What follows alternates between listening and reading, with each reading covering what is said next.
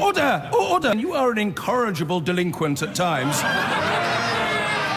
Behave yourself, man! Welcome to the Gaslit Nation Brexit special. Today we have a very dear guest that our listeners have asked us for a while now to bring on the show, and that is Carol Cadwalader. It's really striking how much worse our total kind of capture of so many institutions in Britain by Russian money. I think that's the thing which becomes really evident.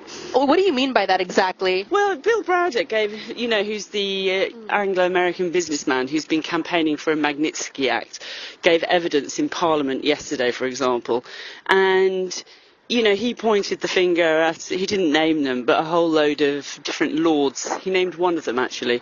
So people who sit in Parliament as lawmakers, but who are being paid by Russian oligarchs, refusing to answer questions about what they do for them.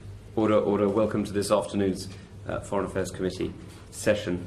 Welcome, Mr. Browder. Thank you very much for coming. If we could start off, Bob, you wanted to begin. Am I beginning with, obviously, question mark?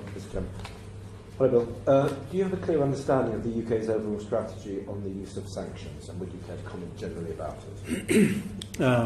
In the summer of 2018, the Parliament passed the Sanctions Act, which included the Magnitsky Amendment, which was something that I was deeply involved in advocating for. And this was the sixth country that passed a version of the Magnitsky Act, and I was expecting that the law would then be implemented. The other countries that have Magnitsky Acts are the United States, Canada, Estonia, Latvia, Lithuania, and the UK. And all of those countries have passed Magnitsky Acts and have sanctioned people in Russia and other countries. The United States has roughly 150 people on their Russian Magnitsky list and global Magnitsky list. Canada has more than 70. Lithuania has roughly 70, and then 49 for Estonia and Latvia. The UK has sanctioned 0 people since the law was passed. Why do you think that is? Well, the official explanation from the government is that it's not possible to do it under EU law until the UK leaves the European Union. However, I have worked together with the most renowned sanctions experts in the country who helped contribute to the sanctions legislation, and they refute that explanation, saying that it's within the powers of the government as it stands right now to use the law. And I would point out that Estonia, Latvia, and Lithuania are also members of the European Union and have used their Magnitsky Act. And so the idea that it's not possible under EU laws or under EU agreements clearly isn't true. Therefore, it raises the question, what other reason would there be for not sanctioning people?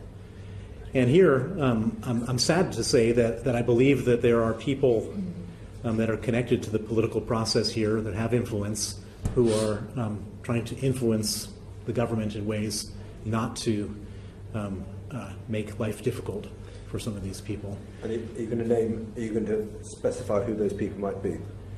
Well, we should be careful that those who don't have the ability to apply should not be maligned under privilege unless there is fair enough. Let me put it this way: there are members of the House of Lords who have received money from Russian individuals.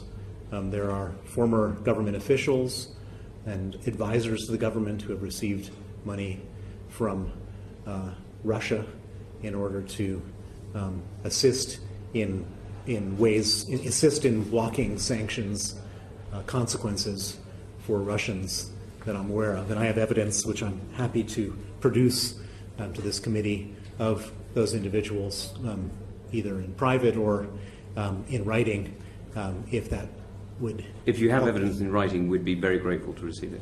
I'd be happy to provide that evidence because I think it's important that this is not a confidential issue, but something that's properly ventilated. Absolutely. In the most important body it can be ventilated in, which is the government, the body that oversees the government. So one example is this guy called Lord Barker, who works for Deripaska. He's his chairman of the EN group, and he's refused to answer questions about, what he does for Deripaska. And that's just like one example. There's actually multiple. What he does for Deripaska. And that's just like one example. There's actually multiple ones. And I wanted to make one further point, and I realize that I'm not supposed to be, I realize that you have to give people an opportunity to reply, but I think I can speak publicly about issues that have been already aired in the public domain.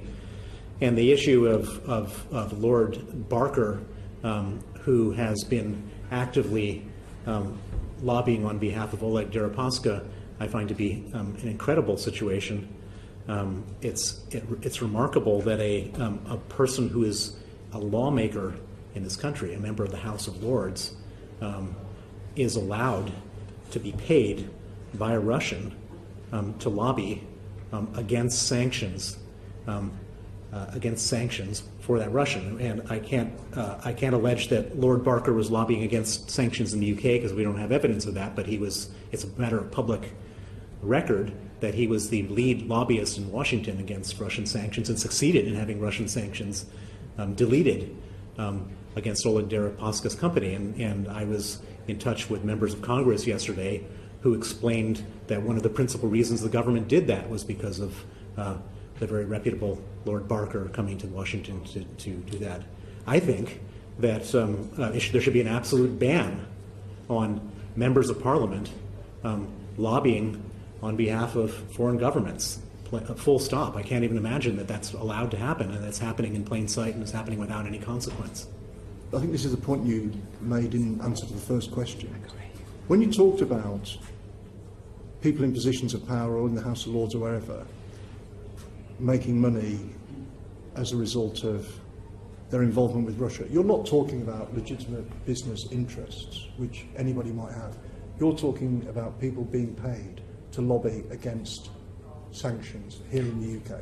So and that's a very separate thing, isn't it? So I mean, there is an example again. It's been in the public domain. I'm sure he has plenty of opportunities to answer. Lord Goldsmith was paid £75,000 by Andrei Pavlov. Andrei Pavlov is a member of the Kluyev organized crime group. Andrei Pavlov paid Lord Goldsmith specifically to use, not as a lawyer, because that's what he is in his profession, but to use his name and his stature to lobby the European Parliament to keep Andrei Pavlov's name off of the EU Parliament's Magnitsky sanctions list of which he was being proposed. You can just draw Andrei Pavlov, the guy who is involved in this crime in Russia, paying Lord Goldsmith to lobby a European political body to keep his name off the sanctions list. It doesn't get more direct than that. Can I go on, Bob? What we're talking about is effectively you're accusing these two individuals of being upmarket facilitators, whatever the word that one can use, in the same way that there is a small army of lawyers and lobbyists and PR types in London, and the reputation managers who effectively launder these people's reputations and money in whatever way.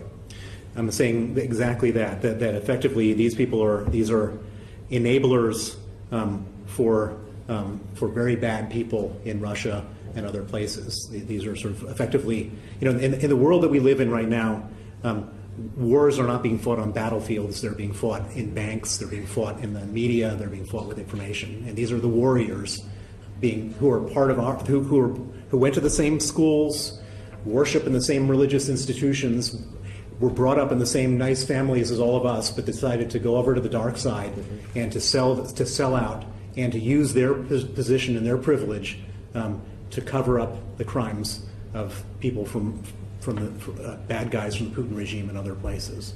Okay. Sorry, go on. So just on that, finally, thank you so much. Apologies, Dan. I mean, are we talking about lots of these, what do you call them, enablers? And so these enablers, where are they? Are they lawyers? Are they PR types? Where do these enablers work? And are we talking about significant numbers or relatively small numbers? Like dozens or hundreds? So we're talking probably about thousands, but we're not. This is a country with tens of millions of people. We're not talking about a lot of people here. We're talking about thousands. They are solicitors who work for some of the top law firms. They are public relations executives who work for some of the largest and some boutique public relations firms. They are private investigators that are basically hired to go out and try to. I've had the people connected to the crime that Sergei Magnitsky exposed hired former intelligence officers in this country to go after and spy on me. They are lawyers. So basically PR investigators, lobbyists, and lawyers make up this sort of contingent of enablers for Vladimir Putin and other dictators in this country. And I was doing this sort of Twitter thread last night, and it's sort of like you just scratch the surface and you discover like massive payments from. We were looking this person who's very closely associated to Dmitry Firtash, who the FBI describes as a Russian mobster.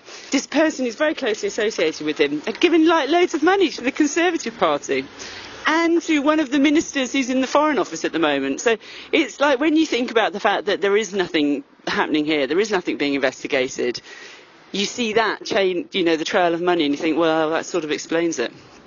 We have that going on, obviously, in the U.S. with all the dark money going around on the GOP side, and that's also the same sort of golden handcuffs formula that worked in Ukraine in keeping politicians in the Kremlin's pocket.